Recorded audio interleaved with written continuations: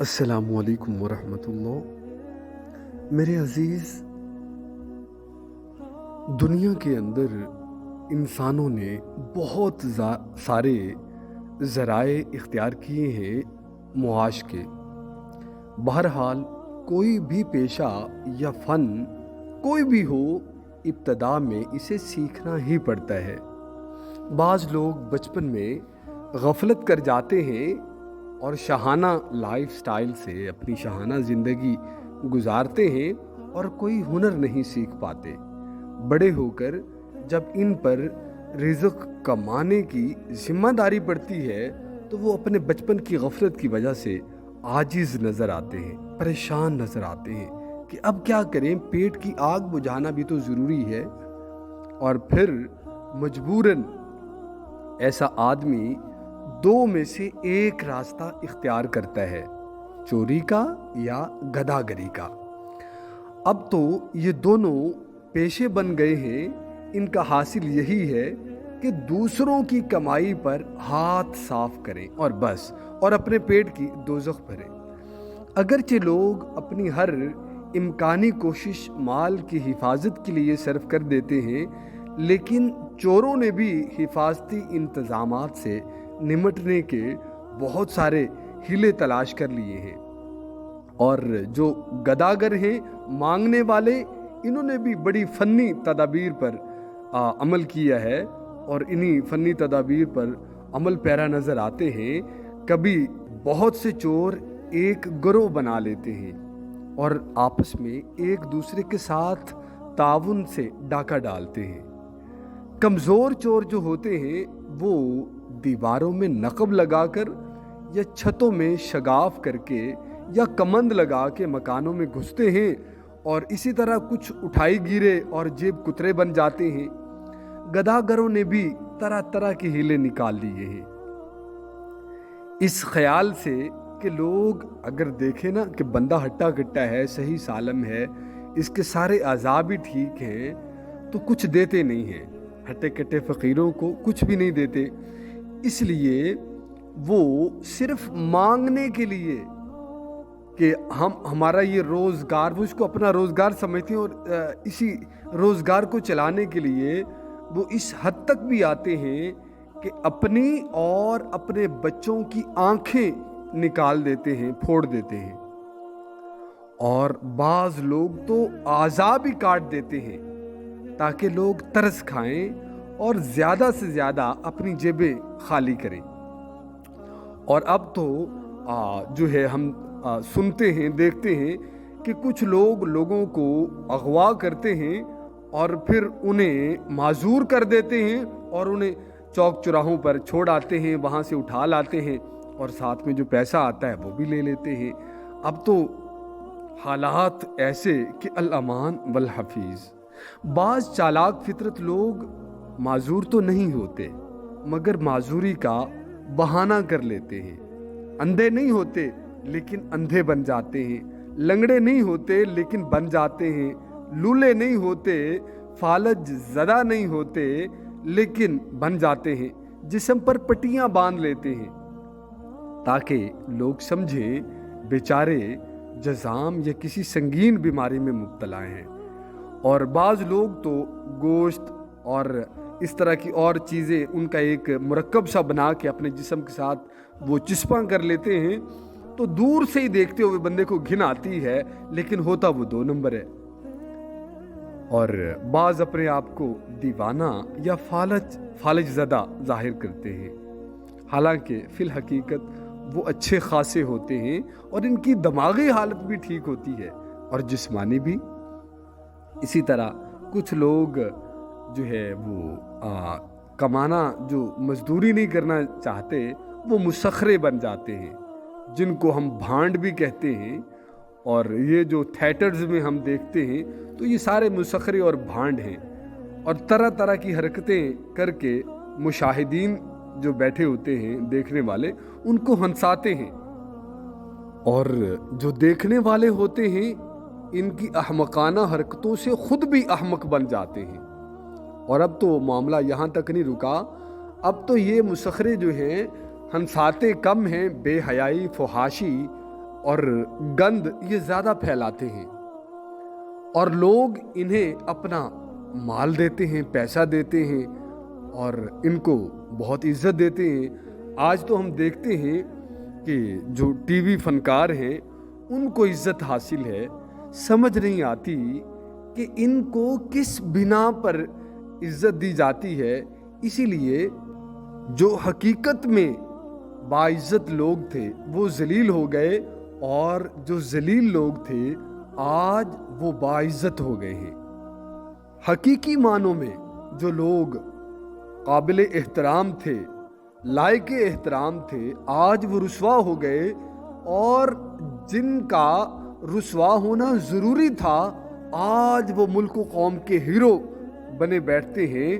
اور اسی لیے ایسی قوم کے اندر بھانڈ پیدا ہوتے ہیں، ایسی قوم کے اندر وہ یہ مسخرے پیدا ہوتے ہیں، بھکاری پیدا ہوتے ہیں، چور پیدا ہوتے ہیں، اور نیک اور شرفا کم پیدا ہوتے ہیں، کیونکہ قوم کی اکثریت انہی سے محبت کرتی ہے اور انہی کو وہ عزت دیتی ہے۔ بہرحال اسی طرح کچھ لوگ اپنی صلاحیتوں سے لوگوں کو حیرت میں ڈال دیتے ہیں، مثلا خوش آوازی سے اشعار سنا کر، یا کچھ موضوع اشعار بھی سناتے ہیں جو دلوں میں اپنا اثر دیتے ہیں۔ خاص طور پر لوگوں پر اثر اس وقت ہوتا ہے جب ان میں مذہبی تعصب کی جھلک بھی ہو۔ یہ بڑا ہمارا المیہ ہے کہ تعصب پہ بڑا جاتے ہیں۔ آج اسی لیے گروہ بھی بن گئے، بریلوی، دیوبندی، اہل حدیث، حنبلی، شافعی، سلفی، مالکی، حنفی گروہ بن گئے، اور جو جس گروہ کے خلاف زیادہ آوازہ کستا ہے اتنا ہی وہ پاپولر ہو جاتا ہے۔ جس طرح کہ وہ خود بے وقوف ہوتا ہے، اسی طرح کافی سارے بے وقوف لوگ اس کی حمایت میں بھی کھڑے ہو جاتے ہیں۔ اور کچھ لوگ عشق مجازی کے قصے اور اشعار یہ علامتے ہیں، تو یہ بھی لوگوں کے دل کو لبھاتے ہیں، جیسا کہ بہت سے گداگر ڈھول بجا بجا کر اس طرح کے فرضی گیت علامتے پھرتے ہیں۔ اور نوٹ فرما لیں، اسی دائرے میں وہ لوگ بھی آتے ہیں جو تعویذات دیتے ہیں لوگوں کو، اور جو ہے وہ جعلی قسم کے تعویذ گنڈے کرتے ہیں اور جعلی قسم کے دم کرتے ہیں۔ تو کسی شریف کے پاس کوئی دم کروانے آتا نہیں، اور ایک ہٹا کٹا اور جو وہ ہے وہ چرس پینے والا، بھنگ بوٹی پینے والا، افیم کھانے والا، اور وہ جو 4 سال سے نہایا نہیں، جس سے 4 میل دور سے بدبو آتی ہے، اس کو لوگ اس کے عقیدت مند ہو جاتے ہیں اور جاتے ہیں ان سے مرادیں مانگتے ہیں۔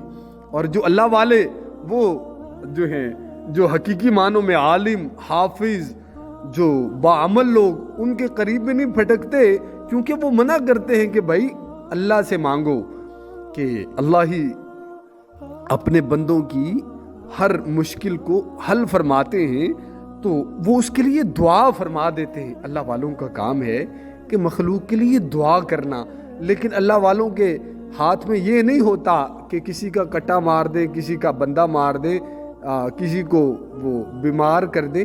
اللہ والے ایسا نہیں کرتے۔ بہرحال ان لوگوں کا شکار اکثر بچے اور جاہل لوگ اور عورتیں ان کا شکار ہو جاتی ہیں، جو ان کے فریب میں آ جاتے ہیں۔ اسی طرح کچھ لوگ ہیں جو قرہ نکالتے ہیں، فال نکالتے ہیں، اور پیشن گوئیاں بھی کرتے ہیں، جن کو جدید زبان میں پامسٹری یا علم نجوم، یہ ہاتھ دیکھنے والے، یہ سائنچہ بنانے والے، یہ ذائچہ بنانے والے، یہ لوگ جو ہیں یہ بھی اسی میں شمار ہیں کہ انہیں اور تو کوئی کام آتا نہیں، سیکھا نہیں، تو یہ کہتے ہیں کہ بس اسی طرح عوام کو لوٹو، اور عوام بھی بے وقوف بنتی ہے، ان کے ہتھے چڑھ جاتی ہے۔ اور نوٹ فرما لیں، اسی جنس میں وہ لوگ بھی ہیں جو برسر منبر واز کہتے ہیں، اور واز و تقریر ان کی دینی یا علمی غرض سے نہیں ہوتی، نہ ان کا مقصد ہوتا ہے کہ لوگوں کو ہم دین دیں، نہ ان کا مقصد ہوتا ہے کہ لوگوں کو علم دیں، تو پھر ان کا مقصد کیا ہوتا ہے؟ ان کا مقصد ہوتا ہے دوسروں سے مال لینا اور عوام کے دلوں کو اپنی طرف متوجہ کرنا، یہ ان کا مقصود ہوتا ہے۔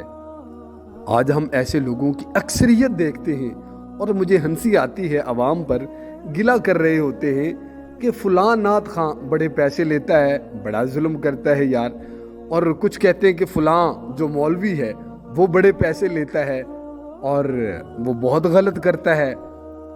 اور مجھے حیرت ہوتی ہے ان کے شوق پر کہ ان کو چاہیے بھی ایسے ہی لوگ ہوتے ہیں جو آ کر پورا مراس پونا کریں، جو پورا بھانڈ پونا کریں، جو اس طرح اچھلیں کودیں، اور پنجابی میں اگر ہم کہیں تو نچ ٹپ ان کا اتنا ہوتا ہے، اور ان کا تعصب دوسرے فرقے پہ ان کی باتیں، حتیٰ کہ یہ کیا کچھ نہیں کرتے۔